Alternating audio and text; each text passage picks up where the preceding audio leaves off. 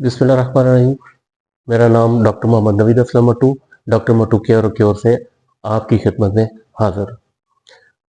सबसे पहले आप सबका बड़ा शुक्रिया, मेरे दोस्त अहबाब, मेरे जानने वाले, मेरे चाहने वाले, मेरी बहनें जिन्होंने मुझे सब्सक्राइब किया और मेरी इस कोशिश को पसंद किया। मैं आप सबका बड़ा शुक्रिया अदा करता हूँ और उम्मीद करता हूँ कि इसी तरह मेरी हौसला अफजाई करते रहेंगे ताकि मैं आपके लिए अच्छी से अच्छी वीडियोस बनाता रहूं। आज हम पित्ता की पथरी के ऊपर बात करेंगे। ये एक दूसरा ऐसा मर्ज है जो हमारे मुल्क में, पाकिस्तान में आम होता चला जा रहा है। इसकी वजूहात तो काफ़ी सारी हैं, लेकिन आमतौर पे खुद पित्ता की अपनी कमज़ोरी, आपका बाइल की परेशानी, आपका कोलेस्ट्रॉल डिस्टर्ब होना, इन वजूहात की वजह से आपका डाइजेस्टिव सिस्टम डिस्टर्ब हो जाता है और उस वजह से आपके पित्ता में आहिस्ता आहिस्ता पथरी बनना शुरू हो जाती है, जो कि बेसिकली चिकनाई के टुकड़े होते हैं। ये पथरी उस तरह की पथरी नहीं होती जैसी गुर्दे में पाई जाती है। ये चिकनाई के टुकड़े जो वहाँ जम जाते हैं और आहिस्ता आहिस्ता छोटे छोटे ज़र्रे इकट्ठे हो जाते हैं और पथरी की शक्ल इख्तियार कर लेते हैं। इसमें इस तफसील में तो हम नहीं जाते कि ये क्या होता है, कैसे होता है, क्यों होता है, लेकिन बहरहाल क्योंकि पेशेंट जब हमारे पास आता है वो ऐसा कोई जिक्र नहीं करता। दो तरह के पेशेंट आते हैं। एक जिनको पता होता है, जिन्होंने हमें मिलने से पहले अल्ट्रासाउंड करवाया होता है और हमें बताते हैं जी कि मुझे पित्ते में पथरी हुई है जिसकी वजह से मुझे प्रॉब्लम हो रही है। दूसरी वजह अपनी तकलीफ का इजहार करते हैं। पित्त की पथरी जहाँ जिस बॉडी में पाई जाएगी, ऐसे पेशेंट को गैस प्रॉब्लम बहुत होगी। खाना खाने के बाद फौरन उसके पेट में गैस बन जाएगी। दूसरी स्टेज में उसको दर्द होना शुरू हो जाती है लिवर रीजन के पास, और ये दर्द बिल्कुल बैक उसकी उसी पेन वाली जगह के बिल्कुल बैक में भी ये पेन होती है। तीसरी स्टेज में पेशेंट को इसके साथ नोजिया यानी उल्टी की कैफियत महसूस होती रहती है। इन तीन वजूहात से पेशेंट बड़ा तंग होता है, खाना नहीं खाया जाता, गैसेस बनती हैं पेट में, दिमाग की तरफ जाती हैं, दिल की तरफ मूव करती हैं तो उसकी हार्ट बीट को डिस्टर्ब करती हैं और बड़ा अनईजी फील करता है मरीज। और फिर वो किसी भी डॉक्टर को कंसर्न करता है, वो होम्योपैथिक हो, एलोपैथिक हो, और हम जब उसकी वो डायग्नोस करते हैं और बाज़ वक़्त उसको अल्ट्रासाउंड का मशवरा भी देते हैं तो उसमें पता लगता है कि इसको पित्ता की पथरी है। पित्ता की पथरी में अगेन वही बात कि हमारे मुल्क में खाना पीना बहुत अच्छा नहीं मिलता। खाने पीने के बहुत अच्छा से मुराद खालिस खुराक नहीं है, केमिकल ज़्यादा है, स्प्रे वाली चीज़ें, जैसे मैंने पिछली अपनी वीडियो शुगर वाली वीडियो में मैंने ज़िक्र किया था, सेम इसी तरह की कैफियत यहाँ पे भी पाई जाती है। लेकिन इसमें चूँकि मरीज़ का हाज़मे से रिलेटेड ये प्रॉब्लम होती है, लिहाज़ा मरीज़ बड़ा तंग होता है और बाज़ औक़ात तो वो एंग्ज़ायटी में चला जाता है। और उसकी इस तंगी की वजह से जब वो किसी भी डॉक्टर को मिलता है तो लामहला वो उसकी पैथोलॉजी पे नहीं जाता, वो सिर्फ सीधा-सी बात बताता है कि मुझे ये मसला हो रहा है और डॉक्टर साहब मेरा इसका हल करें। हम जब उसका इन्वेस्टिगेशन करते हैं, पता लगता है कि इसको पित्ता में पथरी है। 2 तरीके इसके हैं। एक एलोपैथिक में इसका ऑपरेशन करवा लेना। 2 होम्योपैथिक में दवाइयों से इस पथरी को रिलीज़ कर देना, ख़त्म कर देना, डिसॉल्व कर देना।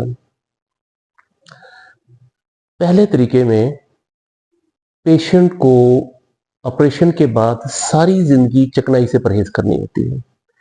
दूसरे तरीके में मेडिसिन से जब इसको हम ठीक करते हैं तो पेशेंट को 1 या 2 महीने चिकनाई से परहेज़ करनी पड़ती है, जो कि बहुत ज़रूरी है, क्योंकि इसके बगैर आप पित्ते की पथरी का इलाज नहीं कर सकते। इसमें चिकनाई से परहेज़ अगेन बहुत ज़रूरी है। बड़ी प्रॉब्लम होती है जब पेशेंट हमारे पास क्लिनिक पे आते हैं, उनको हम बताते हैं जी कि आपने चिकनाई से परहेज करनी है। पेशेंट बड़ा परेशान हो जाता है, ये चिकनाई से परहेज कैसे करें? और चिकनाई तो हम इस्तेमाल ही नहीं करते हैं ज़्यादा, घी मक्खन तो हम खाते ही नहीं, आजकल कहाँ मिलता है। आपकी सालन की प्लेट में जितनी चिकनाई आती है वही आपके लिए नुकसानदेह है। सुबह बहुत सारे लोग, हमारे पाकिस्तान में बड़ा रवाज है, सुबह पराठे से नाश्ता करते हैं, बंद करना पड़ेगा। वो चिकनाई जो आपकी प्लेट में आ रही है बंद करना पड़ेगा, उबला हुआ खाना खाना पड़ेगा। अगर आप ये चाहते हैं कि आप ऑपरेशन ना करवाएं और दवाइयों से इसका इलाज करें, तो 1-2 महीने के लिए चिकनाई से परहेज करनी पड़ेगी। 1-2 महीने बहुत ज़्यादा नहीं होते। कहाँ सारी ज़िंदगी आपने चिकनाई नहीं खानी और कहाँ आपने 1-2 महीने परहेज करनी है और उसके बाद आप सारी ज़िंदगी नॉर्मल ज़िंदगी गुजारें। तो इसलिए मेरी गुजारिश ये है कि जिन जिन लोगों को पित्ते में पथरी है, वो खुदारा 1 या 2 महीने थोड़ी सी अपनी ज़ात पे सख्ती कर लें और ये जो दवाइयाँ मैं आपको बताने लगा हूँ, इनको इस्तेमाल करें। आपकी पित्ते की पथरी से जान छूट जाएगी। एक और चीज़, पित्ते में पथरी काफ़ी पुरानी अगर हो जाए तो वहाँ पे वो इन्फेक्शन का, स्वेलिंग का भी सबब बनती है, जो कि हमारे लिए भी कुछ डेंजरस हो जाता है। और उसमें अगेन अगर मरीज़ विलिंग नहीं है ऑपरेशन करवाने में, तो बड़ी अच्छी बात है, दवाइयाँ उसमें भी दवाइयाँ बड़ा अच्छा काम कर सकती हैं, पर परहेज़ परहेज़ बहुत ज़रूरी है। परहेज़ आप जितनी करेंगे, उतनी ही जल्दी आप ठीक होना शुरू हो जाएँगे। पित्ता की पथरी के लिए मैं अपने क्लिनिक में अपने पेशेंट्स को जो ट्रीटमेंट देता हूँ, वही ट्रीटमेंट मैं आपको इस वक़्त बताने लगा हूँ। उम्मीद है कि आप इन दवाइयों को इस्तेमाल करेंगे और अपने आप को सेहतमंद करेंगे। दवाइयाँ तो मैं बोल के ही बताने लगा हूँ। इंशाल्लाह कुछ अरसे के बाद वो दवाइयाँ जैसे-जैसे मैं बोला करूँगा वो हाइलाइट भी हो जाया करेंगी, ताकि आपको लिखने पढ़ने में आसानी हो और आप आसानी से वो दवाइयाँ किसी भी अच्छे होम्योपैथिक स्टोर से परचेज करके खुद से इस्तेमाल कर सकें। माइंड इट, इन इस प्रॉब्लम के साथ अगर आप कोई और दवाई ब्लड प्रेशर के हवाले से, शुगर के हवाले से, किसी और पर्पस के लिए अगर ले रहे हैं, तो खुदारा उसको नहीं छोड़ना, वो उसी तरह इस्तेमाल करते रहें जैसे कि आप इस्तेमाल कर रहे हैं। हाँ, एक और चीज़, पित्ता की पथरी के दौरान या इलाज के पित्ता की पथरी अगर बॉडी में हो, तो आपका ब्लड प्रेशर भी डिस्टर्ब हो सकता है।